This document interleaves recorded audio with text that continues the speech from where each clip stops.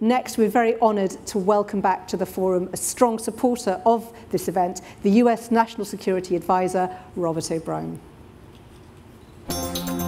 Introducing Satellite Time and Location, or STL, powered by Satelles. STL signals are independent from GPS, provided through the Iridium satellite constellation. Because low Earth orbit satellites like Iridium's are 25 times closer to the Earth than GPS satellites, their radio transmissions are also 1,000 times stronger, with a signal that is more difficult to disrupt. STL signals reach deep into buildings without the aid of local infrastructure. Also, unlike GPS, the STL signal has cryptographic security features, resulting in a trusted, integrated solution that is much less susceptible to cyber attacks. For organizations that rely heavily on GPS, Satellite Time and Location is ready today to provide the absolute height of security. Welcome to the evolution of global time synchronization, only from Satelles. Thank you to the Atlantic Future Forum for hosting me again this year. I had a great time on the Queen Elizabeth last year. I also want to thank Mark Sedwell for organizing this event. He's been a tremendous colleague of mine and was a fantastic national security advisor for the United Kingdom. I wish I could join you on board the Queen Elizabeth, a true symbol of strength of the Royal Navy and of cooperation between our two services. I've been following her recent exercises with interest. The ship has a terrific Twitter account. I bring you greetings from the 45th President of the United States, Donald J. Trump. The relationship between our two great countries remains special, and that relationship serves as the bedrock for our national defense, as well as boosting our shared economic prosperity. We must continue to project strength together in order to promote peace across the world. A peace through strength posture is more important now as we face an increasingly aggressive and ambitious Chinese Communist Party. For decades, the conventional wisdom in the United States and Europe held that over time, China would inevitably become more liberal, first economically and then politically. It was under this premise that we deliberately helped China develop, technologically, economically, militarily, and academically. We helped set up research centers. We welcomed hundreds of thousands of our students in our universities every year. We advocated for China's membership in the World Bank and welcomed China into the World Trade Organization in 2001 with vast concessions and trade privileges, with the understanding that it would remove those trade barriers that it held and open its market to foreign companies, foreign products, and foreign services. Sadly, those are promises that to this day it has not kept. We even turned a blind eye to widespread technology theft and downplayed China's human rights abuses, banking on the idea that through cooperation and engagement, China would change. We were wrong. Despite our best efforts and hopes, over recent decades, economic and political reforms in China slowed, then stalled, then reversed. In the end, the People's Republic of China's rapid economic growth and increased engagement with the world did not lead to a convergence with the citizen-centric free and open order as we had hoped. Instead, the CCP leaders doubled down on their totalitarian approach and mercantilist, state-dominated economy. China's conduct in response to the COVID-19 pandemic erased any lingering doubts about its intentions. China reaffirmed its allegiance to Marxism-Leninism, an ideology which in practice subordinates the rights and interests of its citizens to the rights and interests of the ruling party. The CCP has tightened its control over the Chinese people and their political thought. Outside sources of information are banned, content is censored, and those who dare depart from the party line are jailed. For example, nearly 500 individuals were charged with crimes for speaking out about the Wuhan coronavirus, its effects upon the party, and the party's cover-up of the disease. The CCP has imprisoned millions of Uyghurs, Muslims, and other minorities in their so-called vocational training centers, where they're subjected to political indoctrination and forced labor, while their children are raised in party-run orphanages. And we are seeing new reports that the CCP is using some of these same repressive tactics in Tibet now as well. Most recently, in violation of the Sino-British Declaration of 1984 that provided for Hong Kong remaining autonomous until 2047, the CCP cracked down, imposing a national security law that enables the arrest of individuals for an exceptionally wide variety and vaguely defined range of offenses, including so-called separatism, subversion, and collusion. Again, sadly, Hong Kong's democratic experiment is essentially over. On the economic front, the CCP has directed the widespread theft of or forced transfer of intellectual property, costing our economies hundreds of billions of dollars per year. Most recently, the PRC used cyber-enabled espionage to target companies developing COVID vaccines and treatments in Europe, the UK, and the United States, all the while touting the need for international cooperation. The CCP unfairly disadvantages foreign businesses in the Chinese market, or blocks them altogether, while subsidizing Chinese companies at levels that violate the rules of international trade. The PRC often states that it is looking for a win-win solution in international affairs, but it has become increasingly clear that the CCP really wants a scenario where China wins and the other nation with which it is engaged loses. The CCP is seeking dominance in all domains and sectors. As it stated in its premier industrial plan, Made in China 2025, the CCP plans to monopolize every industry that matters to the 21st century. Internationally, the party has invested billions of dollars in overseas propaganda operations, and it collects data on individual Americans and Britons through cyber attacks. Chinese telecommunications corporations such as Huawei and ZTE are required by law to share any data that they obtain with the CCP. China is also co-opting international organizations, and when they take them over, they're forcing them to parrot Beijing's talking points and to install Chinese telecommunications equipment in their facilities. China now heads 4 of 15 UN specialized agencies, more than the United States, the United Kingdom, France, and Russia, the other members of the Security Council on a permanent basis, combined. In the South China Sea, the Communist Party is undermining its neighbors' sovereign rights and seizing control of their offshore resources in violation of the Permanent Court of Arbitration's 2016 decision, which plainly states that China has no valid legal claim under international law to the maritime areas of the South China Sea. The CCP's territorial aggression is also apparent in on its Indian border, where China has attempted to seize territory along the line of actual control by force. The same is true in the Taiwan Strait, where the PLA Navy and Air Force continue to conduct threatening military drills.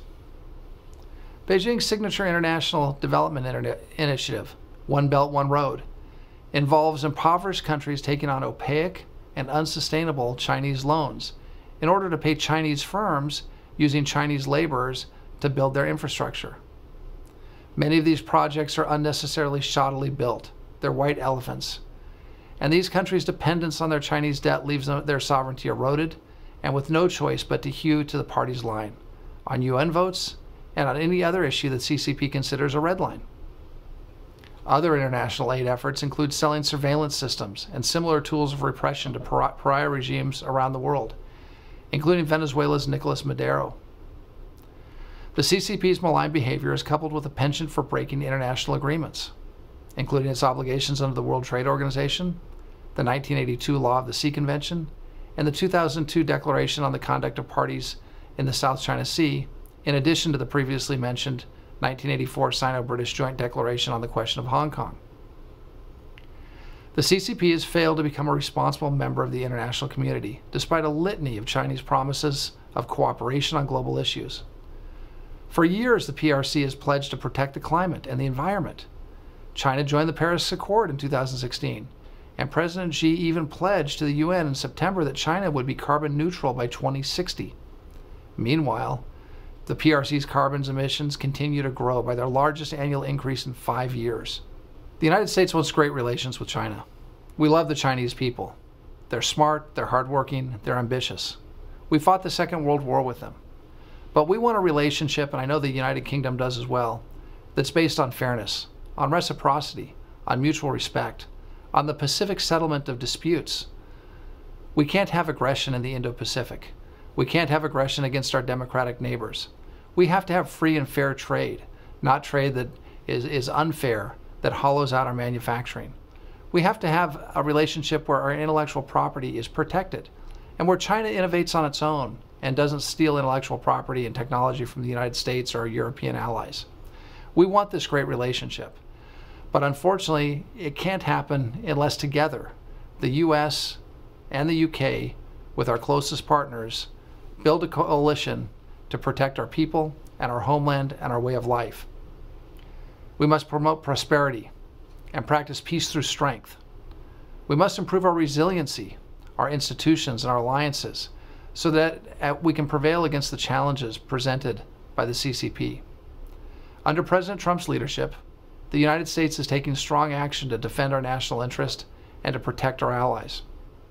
President Trump is working to prevent companies that answer to the CCP's intelligence and security apparatus, such as the Chinese telecom giants Huawei and ZTE, from accessing personal and private data of Americans and stealing our national secrets. The administration has also imposed restrictions on U.S. semiconductor technology and other exports from going to Huawei and related companies. The Trump administration is investigating and prosecuting economic espionage aggressively.